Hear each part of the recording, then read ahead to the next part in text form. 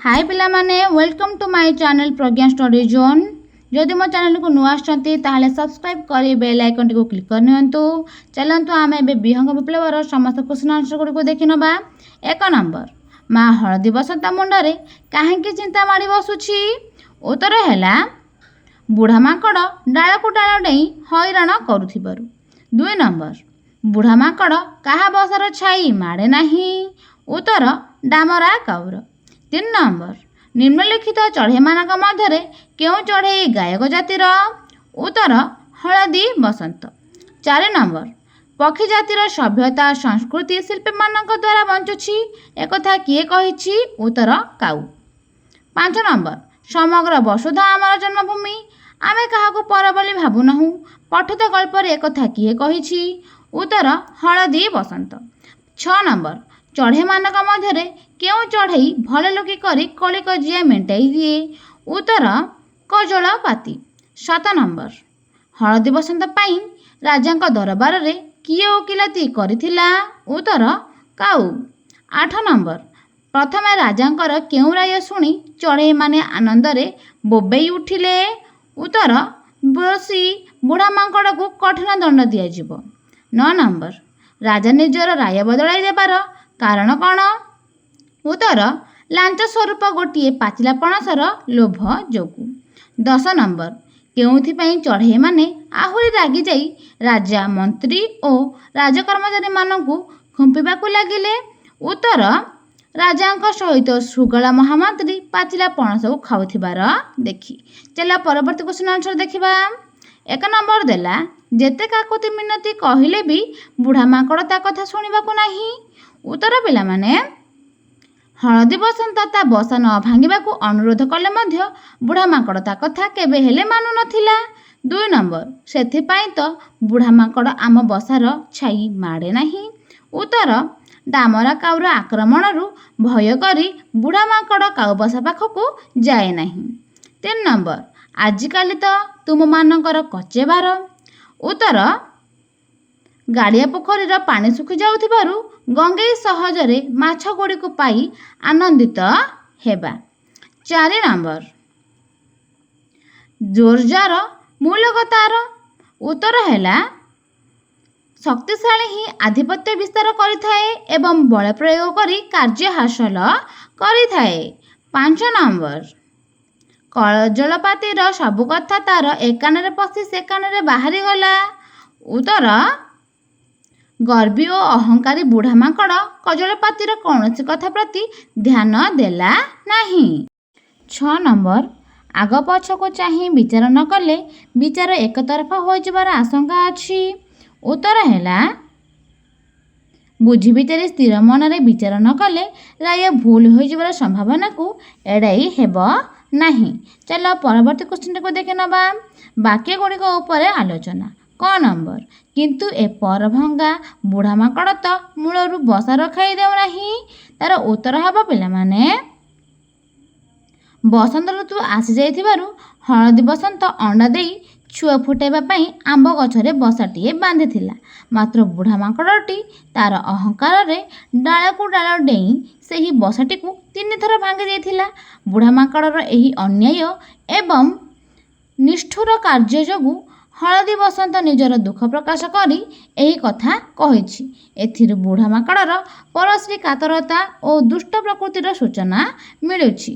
ख नंबर, नाही हो मनीष पेट को तो सब नियट पड़िलानी गाड़िया पोखरी रे आजिकाली कुजी गेनाटिए भी मिलवा कष्टकर अटे। चलो तार उत्तर देखि नबा। काऊ जेतेबेले गंगेई को माछ शिकार विषय रे पचारिला सेतेबेले गंगेई एही उत्तर देथिला। एहार अर्थ हेउची आजिकाली मनीष निज स्वार्थ और पेट पई गाड़िया पोखरीरु सबु माछ कंकड़ा एवं गेंडा आदि शेष करदेलानी। मनीषर अत्यधिक लोभ जोगु प्रकृति उपर निर्भर करुଥିବା पशुपक्षी मानकु आजिकाली खाद्य खाइबाकू मिलिबा कष्टकर होई पड़छि बोली एही वाक्य माध्यम रे क्षोभ प्रकाश करा जायछि। ग नंबर, आमे हेलु शिल्पी समग्र वसुधा आमर जन्मभूमि आमे काहाकू पर भाबु नहु समस्ते आमर निजर।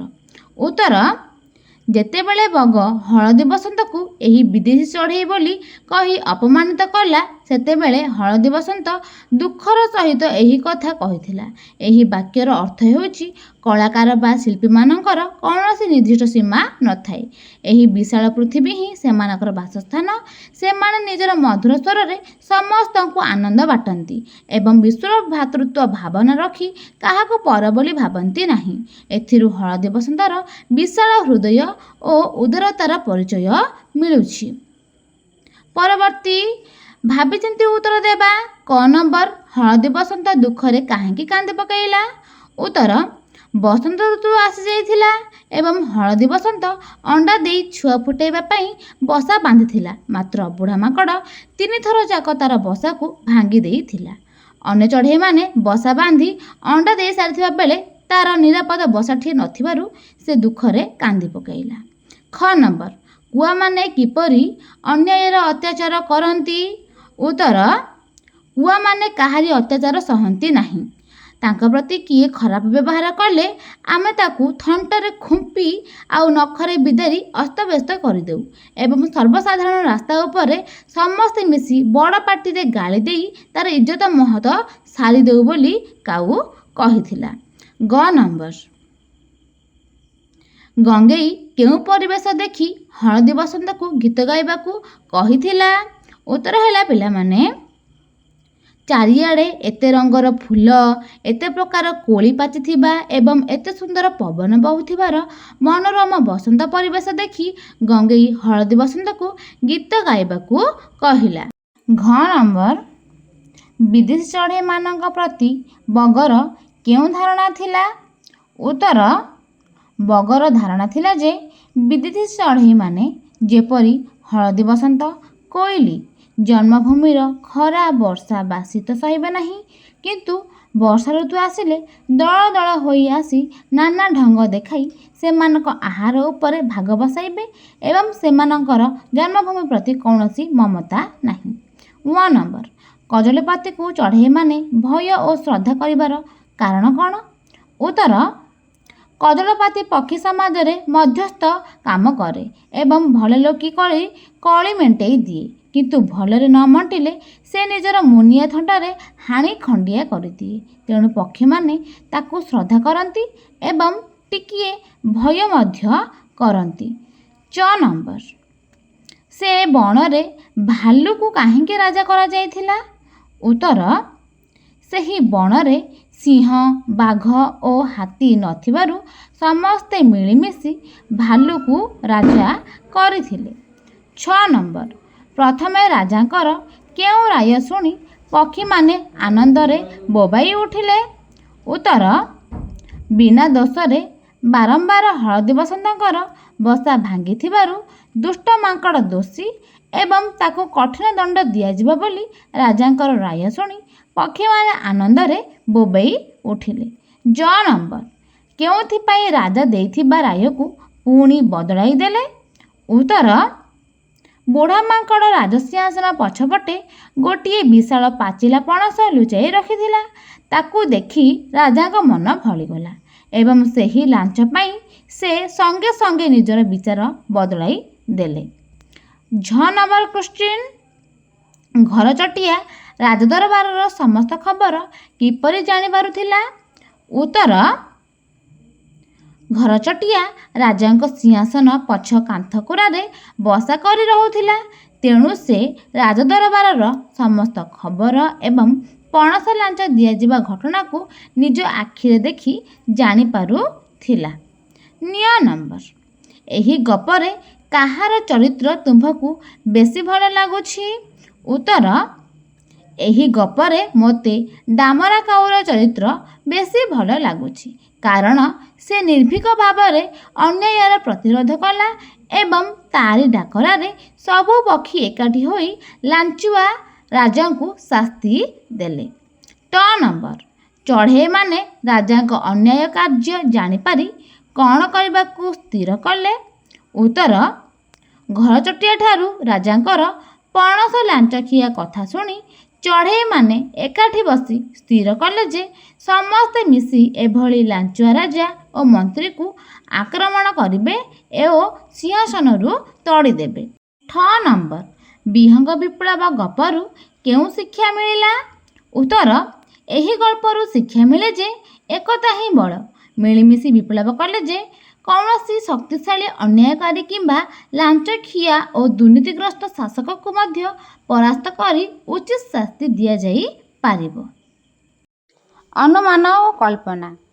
1 ନମ୍ବରରେ ଦେଲା, ହଳଦୀ ବସନ୍ତ ତୁମ ଘର ତାଜା ଉପରେ ବସା ବାନ୍ଧିଥିଲେ ତୁମେ କ'ଣ କରିଥାନ୍ତ? ଉତ୍ତର, ହଳଦୀ ବସନ୍ତ ମୋ ଘର ତାଜା ବା କାନ୍ଥକଣ ଉପରେ ବସା ବାନ୍ଧିଥିଲେ ମୁଁ ତାକୁ ଘଉଡ଼ାଇ ନଥାନ୍ତି କିମ୍ବା ତା'ର ବସାକୁ ଭାଙ୍ଗି ନଥାନ୍ତି, ବରଂ ତା'ର ଯତ୍ନ ନେଇଥାନ୍ତି। ତାକୁ ଖାଇବାକୁ ଦାନା ଏବଂ ପିଇବାକୁ ପାଣି ଦେଇଥାନ୍ତି।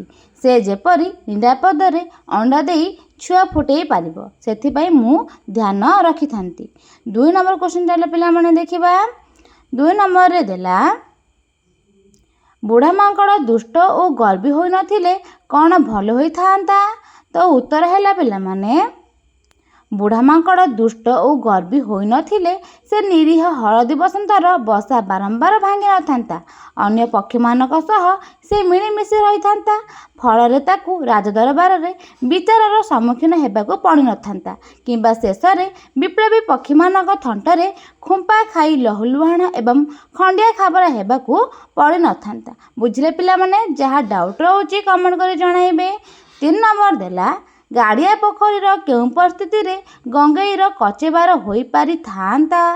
ଉତ୍ତର ହେଲା, ଯଦି ଗାଡ଼ିଆ ପୋଖରୀର ପ୍ରଚୁର ପାଣି ଥାନ୍ତା ଏବଂ ମଣିଷ ନିଜ ସ୍ୱାର୍ଥରେ ସବୁ ନ ମାରି ସେଥିରେ ସବୁ ମାଛ, କଙ୍କଡ଼ା ଓ ଗେଣ୍ଡା ଇତ୍ୟାଦି ଛାଡ଼ି ଦେଇଥାନ୍ତା, ତେବେ ଗଙ୍ଗେଇ ବିନା କଷ୍ଟରେ ନିଜର ଆହାର ପାଇପାରିଥାନ୍ତା।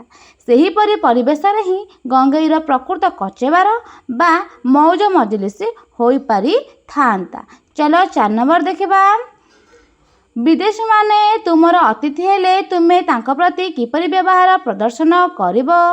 ଉତ୍ତର ହେଲା ପିଲାମାନେ, ବିଦେଶୀମାନେ ଅତିଥି ହେଲେ ମୁଁ ଅତିଥି ଦେବ ଭବଃ ନୀତି ମାନି ସେମାନଙ୍କୁ ଉପଯୁକ୍ତ ସମ୍ମାନ ଏବଂ ଆଦର ସତ୍କାର କରିବି।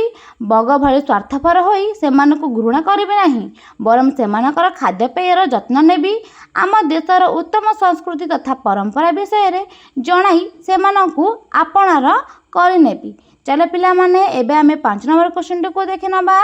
5 ନମ୍ବର ହେଲା, ବଗର କି ସ୍ୱଭାବ ହୋଇଥିଲେ ତାକୁ ସବୁ ଚଢ଼େଇ ଆଦର କରିଥାନ୍ତେ? ଉତ୍ତର, ବଗ ଯଦି ସ୍ୱାର୍ଥପର, ଈର୍ଷାପରାୟଣ ଓ ଅହଙ୍କାର ନ ହୋଇ ସମସ୍ତଙ୍କ ସହ ମିଳିମିଶି ରହୁଥାନ୍ତା ଏବଂ ରଙ୍ଗ, କଳା ଗୋରା କିମ୍ବା ଜନ୍ମଭୂମିକୁ ନେଇ ଭେଦଭାବ କରୁନଥାନ୍ତା, ତେବେ ତାକୁ ସମସ୍ତେ ଭଲ ପାଇଥାନ୍ତେ। ବିପଦ ବେଳେ ଅନ୍ୟ ଚଢ଼େଇମାନଙ୍କୁ ସାହାଯ୍ୟ କରୁଥିଲେ ସବୁ ଚଢ଼େଇ ତାକୁ ନିଶ୍ଚୟ ଆଦର କରିଥାନ୍ତେ। 6 ନମ୍ବର ହେଲା, ଭାଲୁ ରାଜା ଲାଞ୍ଚୁଆ ହୋଇନଥିଲେ ସେ କି ପ୍ରକାର ବିଚାର କରିଥାନ୍ତେ? ଉତ୍ତର ହେଲା, ଭାଲୁ ରାଜା ଲାଞ୍ଚୁଆ ହୋଇନଥିଲେ ସେ ଚତୁର ମାଙ୍କଡ଼ର ପାଚିଲା ପଣସ ଲାଞ୍ଚକୁ ଗ୍ରହଣ ନ କରି ପ୍ରକୃତ ନ୍ୟାୟ କରିଥାନ୍ତେ।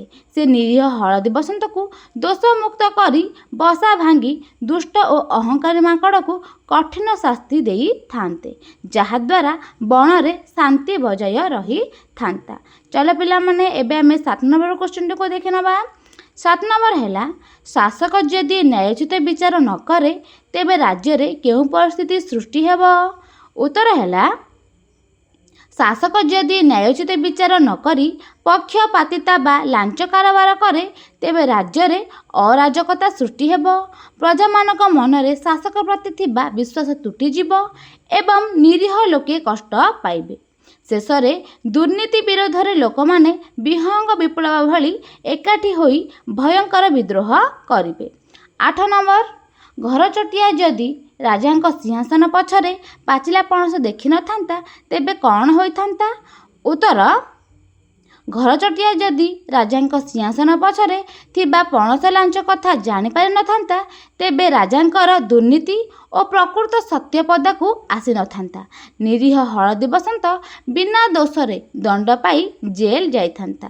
ଦୁଷ୍ଟ ମାଙ୍କଡ଼ ଖସିଯାଆନ୍ତା ଏବଂ ପକ୍ଷୀମାନଙ୍କ ଦ୍ୱାରା ସେହି ବିହଙ୍ଗ ବିପ୍ଳବ ମଧ୍ୟ ସମ୍ଭବ ହୋଇପାରିନଥାନ୍ତା। ଚାଲ ପରବର୍ତ୍ତୀ କ୍ୱେଶ୍ଚନ ଆନ୍ସରଟି ଦେଖିବା। 9 ନମ୍ବର ଦେଲା, ବିହଙ୍ଗ ବିପ୍ଳବ ସଫଳ ହେବା ପରେ କ'ଣ ବଣମୂଲକର ଶାସନ କ୍ଷେତ୍ରରେ କେଉଁ ପରିବର୍ତ୍ତନ ଆସିଥିବ? उत्तर विहंग विप्लव सफल हेबा परे बणमूलकरे दुर्नीतिग्रस्त तथा लांचखिया भालू राजा एवं शृगाल मंत्री को बहिष्कार करा जायथिबो। एक नूतन एवं सचोट शासक को बछा जायथिबो जी कि निरपेक्ष विचार करिवे। समस्त पशुपक्षी माने निजर अधिकार पाई बणरे बिना भयरे एवं स्वाधीन भावरे शांति रे बसवास करुथिबे। चलो परवर्ती क्वेश्चन आंसर गुड़िक एवं देखि नबा। देख एथिरे देला शब्दर ठीक बनान। एक नंबर देला निम्नलिखित शब्द मानक मध्यरु ठीक शब्द रे गोलबिल निर्दिष्ट करबा। क नंबर देला तीनटी दुरावस्था सेथि मध्यरु गोटे दुरावस्था ठीक हबो पिला माने देखि नियो।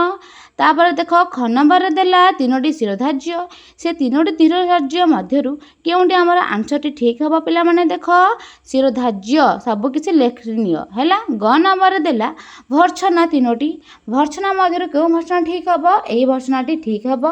घ नंबर तीनोटी अस्तव्यस्त देला सेथि मध्यरु देख पिला माने ठीक हे जिवो अस्तव्यस्त।